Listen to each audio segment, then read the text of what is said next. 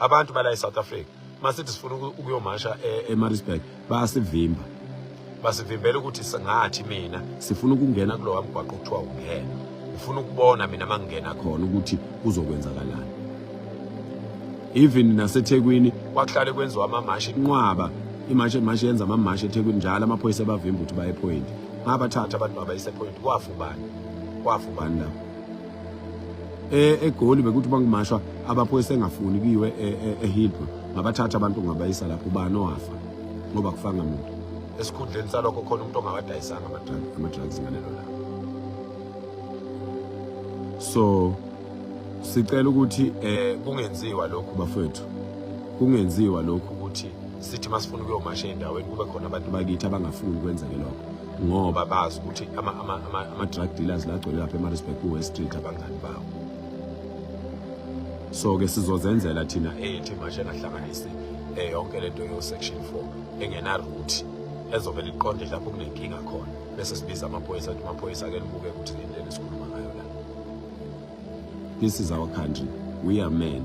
We are compelled by being men to protect this country. We are compelled by being men to be leaders. As we were born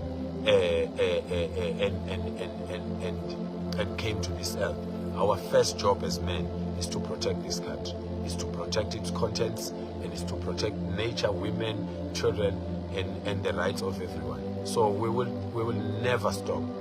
We will never stop. We are coming to the whole of South Africa.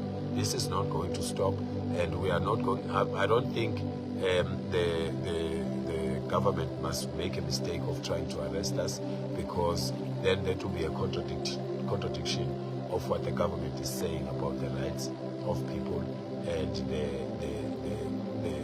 their manifestos and promises that they have promised the country and the people. So, sizokwenza isiqiniseko lokuthi lelizwe liyalunga. Remember, I told you, I said lelizwe lizolunga, lelizwe liyolunga ngeinsizwa, and mhlali lunga yobe ngingomunye wabantu yobe ehola lezo insizwa elungisa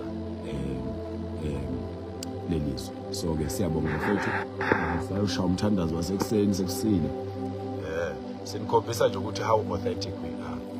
We don't go and do makeups and sizekunina sesicwebezela sesinjanjani. We are showing you the real us. We are living a real life. We are living an honest life, and we are always true to what we do and stay true to the cause, and we will never desert our people. We will make sure if this country is fixed.